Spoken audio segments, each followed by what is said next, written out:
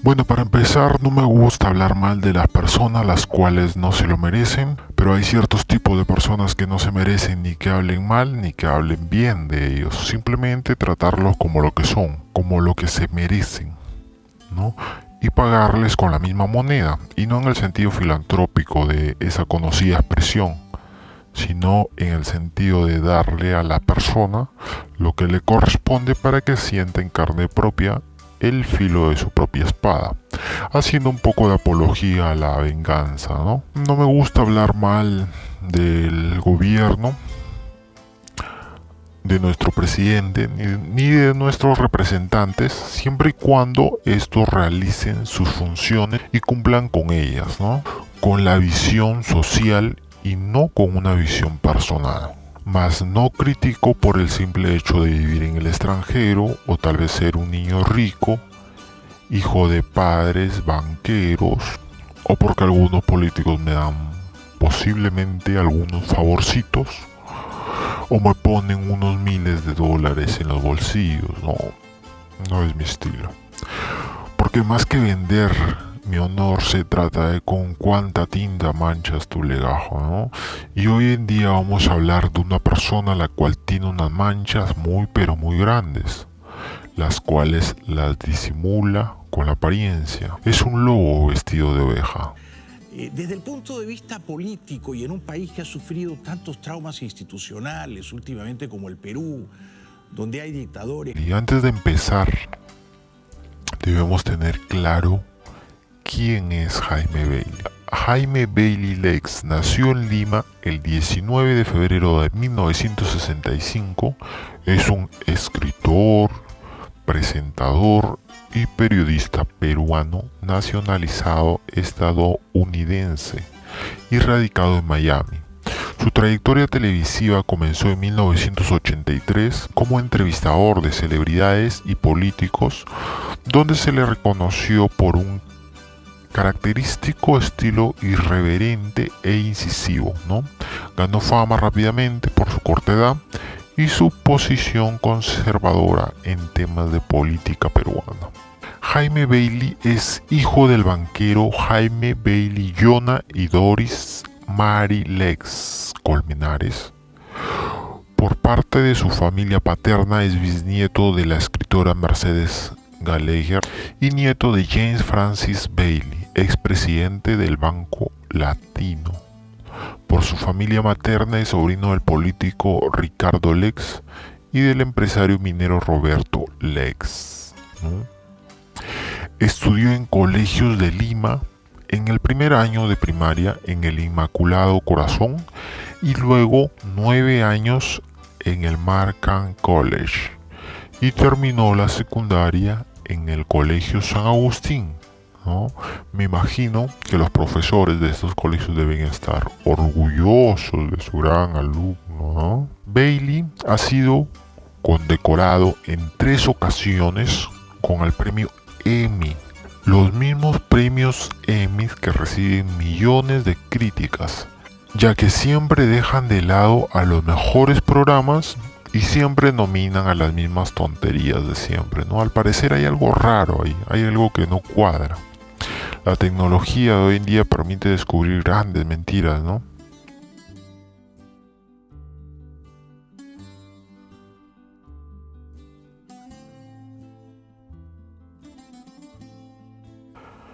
Está bien el actuar de este personaje, Jaime Bailey. Miren, Jaime Bailey algunas veces se pone en representación de los peruanos y se llena la boca diciendo que los peruanos sufrimos el día a día de esta crisis que hay en el Perú. Como primer punto, Jaime Bailey es hijo de banqueros. Jamás le ha faltado un plato de comida, ni absolutamente nada desde su nacimiento. Hasta la actualidad nunca le ha faltado absolutamente nada, es decir, es un hijito rico de papi y mami. Como segundo punto tenemos que Jaime Bailey no vive en Perú, ¿no? Y si ha vivido en zonas exclusivas de Lima. No tiene ni la más mínima idea de lo que es la realidad peruana. Jaime Bailey no sabe lo que es subirse a una combi, pagar con sencillo, no sabe lo que es ir al mercado, no sabe lo que es trabajar para vivir el día a día, ¿no? Él las vivió de la forma más cómoda en las residencias de sus papis, mientras que sus empleados domésticos formaban las colas. Tal vez es por eso que le dedica un programa completo a su gran amigo, ¿no? Programa extraordinario, como él le dice a su gran amigo Alan García, el mismo que trataba de escapar de la justicia, ¿no? Y bueno, un acto cobarde, miserable, repudiable, de intentar no rendirle cuentas al pueblo peruano. La única alternativa que encontró para que no le quiten las propiedades a sus hijos es ponerse un arma en la boca y apretar o presionar el gatillo, ¿no? Eso es un acto completamente cobarde. Vamos a ver el video. Voy a presentar un programa extraordinario. Va a estar dedicado completamente a recordar a Alan García, la vida exagerada, desmesurada del 2 veces presidente peruano Alan García, que fue largamente mi enemigo, durante décadas mi enemigo. Luego nos reconciliamos y fuimos brevemente amigos. Bueno, ¿cómo trata el tema, no? Con la intención de minimizar los actos cometidos por este señor. Empresa constructora brasileña Odebrecht, que sobornó a la clase política de toda América virtualmente, pagó millones de dólares a hombres de confianza de Alan García en su segundo gobierno, principalmente a su secretario personal, Luis Nava, millones de dólares. De modo que me parece que Alan García estaba derrotado, le habían hecho un jaque mate.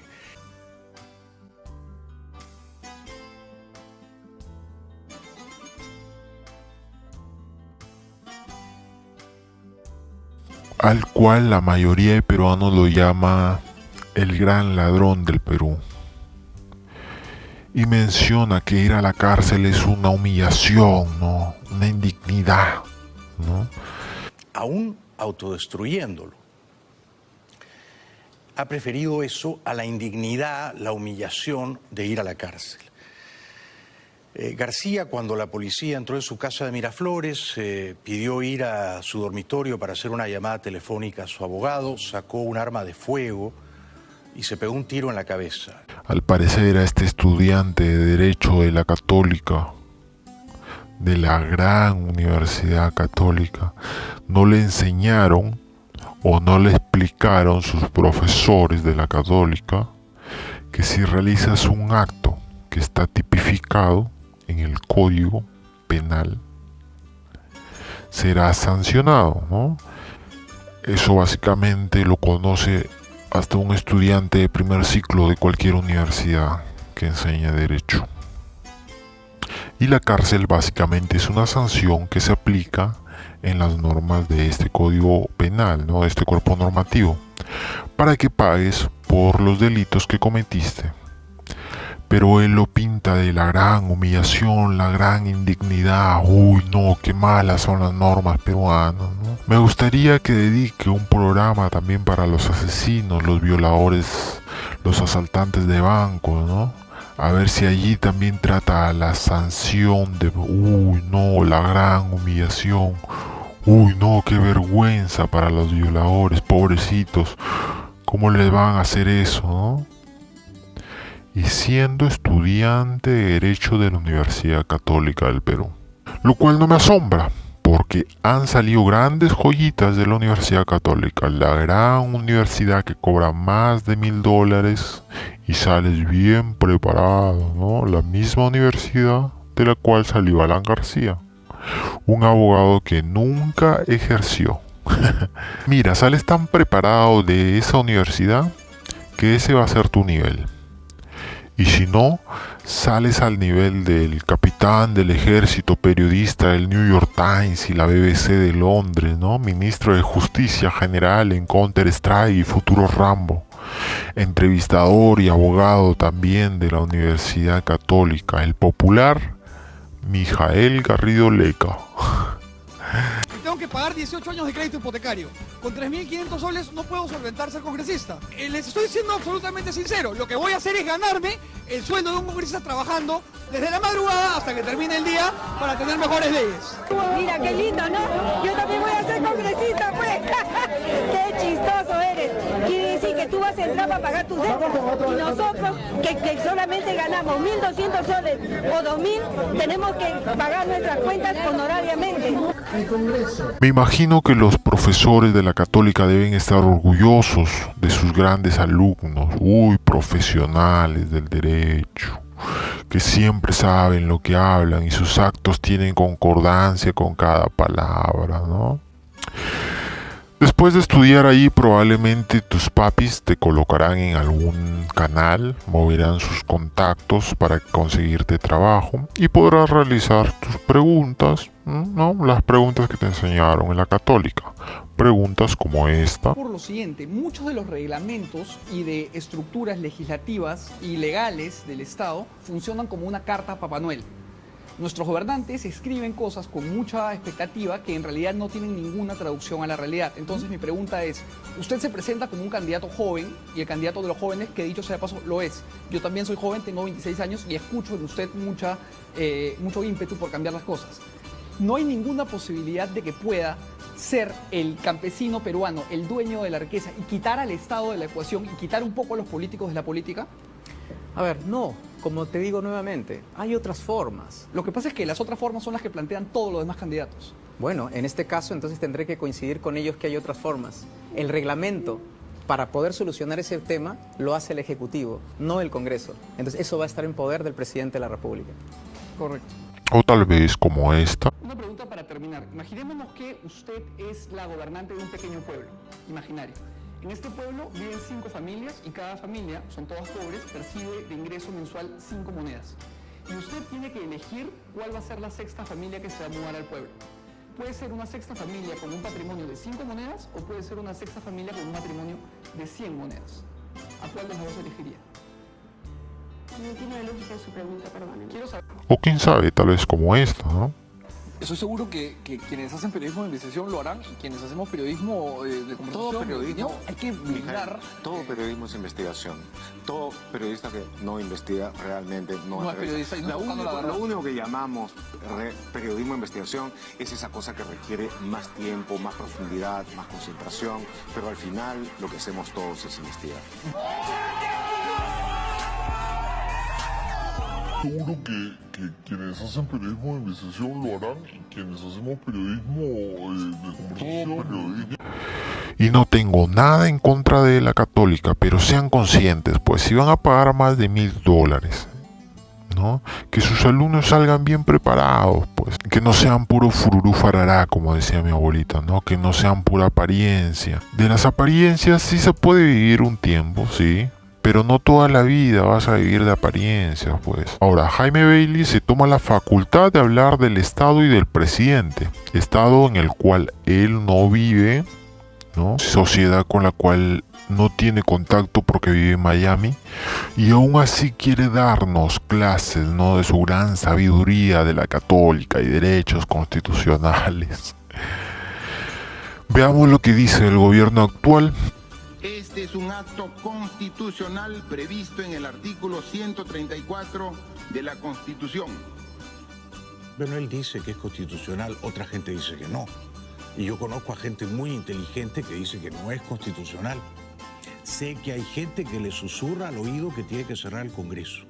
Y yo le sugiero que no lo haga. Sería un grave error político. Cuando yo estaba en la universidad estudiando leyes en Lima, había otra constitución. Tú estudias una constitución, luego viene un señor llamado Fujimori, da un golpe de Estado y escriben otra constitución a su medida y la constitución que tú te aprendiste ya no vale nada. Así que lo que él ha hecho es profundamente democrático y constitucional porque ahora el pueblo va a poder elegir un nuevo Congreso. Yo creo que se ha equivocado. No entendieron cuáles son las reglas del juego de la democracia. Y aquí estoy hablando como ciudadano. No como constitucionalista, que no soy ni quiero ser. No como abogado que estudié, pero no quise ser. Estoy hablando como ciudadano, nada más, nada más. Tampoco como escritor ni como analista, como ciudadano. Pasa en el Perú, pasa en Colombia, pasa en Chile, pasa en Argentina. Un presidente que cierra un congreso opositor diciendo la Constitución lo bendice, creo yo, se equivoca. Bueno, hace ver la situación como un acto de un dictador, ¿no? De un mandatario que solo busca el beneficio propio, ¿no? Del gran chavista. Uy, no, qué malo. ¿O será porque estará buscando el beneficio propio de él específicamente, ¿no?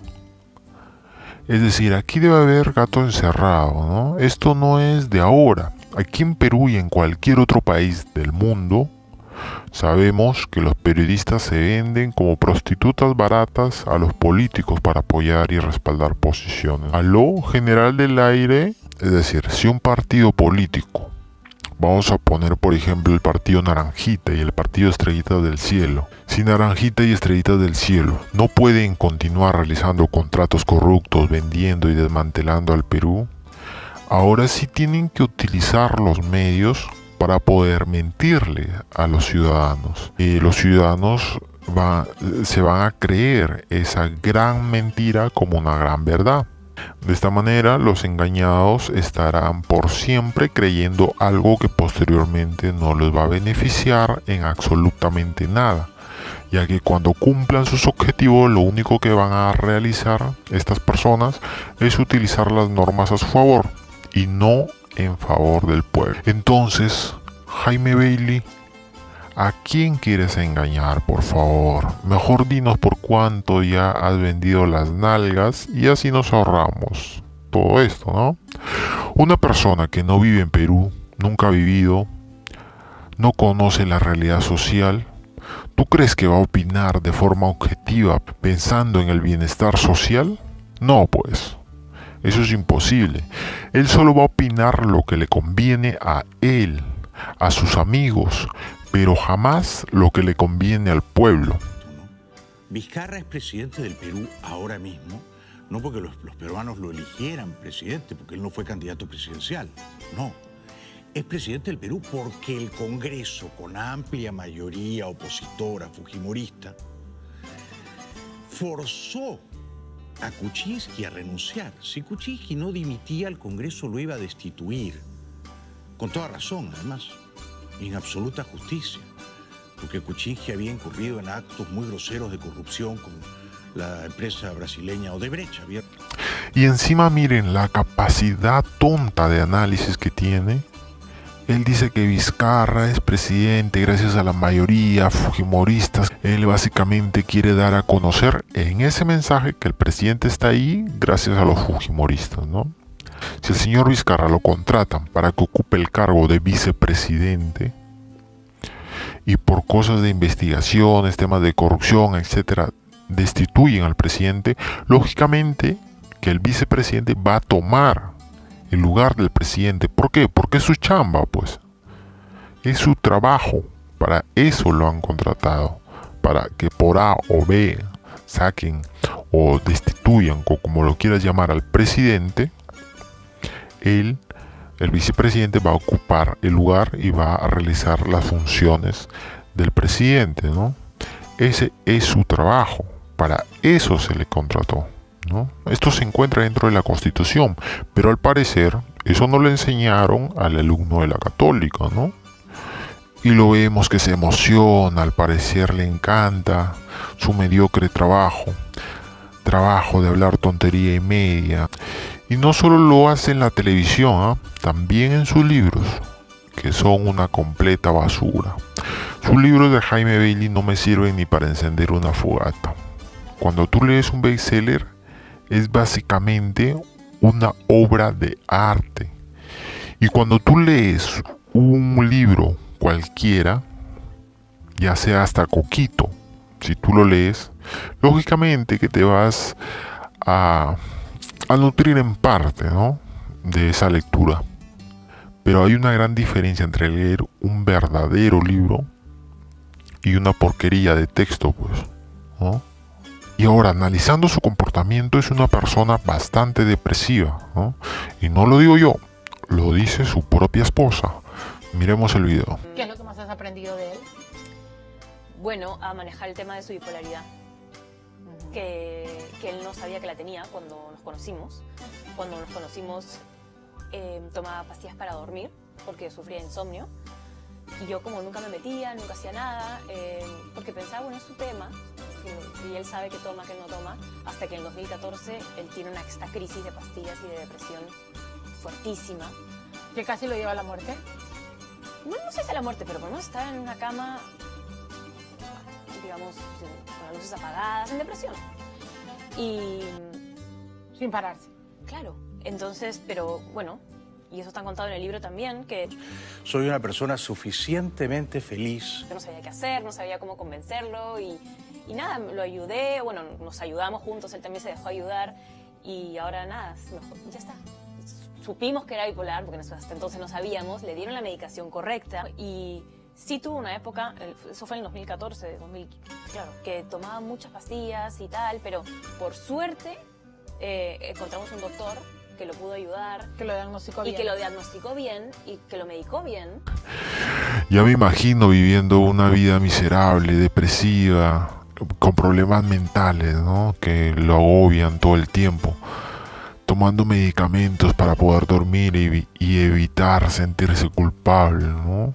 Levantándose en la madrugada, asustado, ¿no? Bueno, actualmente también se toma la facultad, el privilegio de hablar del Perú en la actualidad, ¿no? Es decir, en un escenario en el cual estamos combatiendo al COVID-19, ¿no? Un escenario bastante delicado y muy minado, ya que cualquier información que no sea verdadera te podría llevar a la cárcel.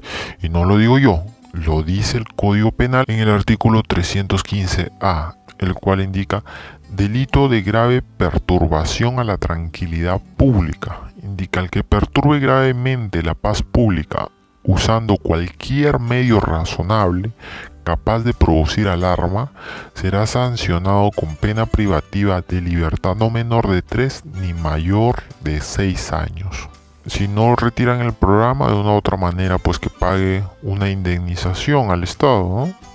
Pero es totalmente ilógico que una persona que no vive en el Perú, que ni siquiera tiene necesidades y que no está combatiendo y apoyando aquí en el país, ahora se llene la boca de hablar mal del Estado, ¿no? Es como los anteriores políticos que buscan el mínimo error para abrir la boca, ¿no? Y hablar en contra de los actos que realizan el Estado. Que los pobres en el Perú, que son millones, que no tienen ahorros, que no tienen ningún seguro de desempleo, necesitan trabajar de día. Viven de lo que trabajan el día, la semana. No les podemos prohibir que trabajen en aras de cuidarles la salud. Pero ni siquiera han donado ni 1.000 soles a las familias que están pasando hambre. Ni siquiera regalan una canasta en tiempos de crisis. Ah, sí, pero en tiempo de campaña es otra cosa, ¿verdad? Ahí sí las canastas, los premios, los meetings, los táperes, ¿no?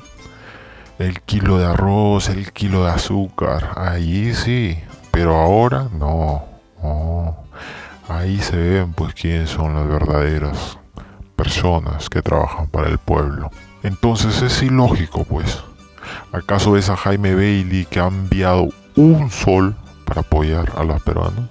¿Acaso ves a Jaime Bailey que ha enviado 1 kilo de arroz? No.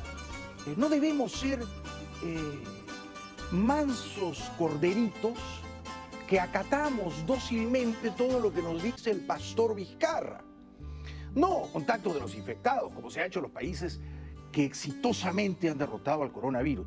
Hay que usar bien la fuerza militar y policial en el Perú, pero de momento yo siento que eso no se ha hecho. Me pregunto, así como se llena la boca de hablar mal del Estado y de los actos para combatir el virus, también debería hablar de la situación de Estados Unidos, pues. ¿Dónde entierran más de 1.000 muertos diarios? ¿Dónde? Porque él sabe que si habla mal, allá sí lo pueden enjuiciar, pues. y las reparaciones que tendrá que pagar allá son mucho más grandes y jugosas que aquí en Perú. Si allá pagaría, vamos a suponer, un aproximado de 4 millones de dólares, acá un aproximado de 4.000 soles, lo cual es una propina para él, ¿no?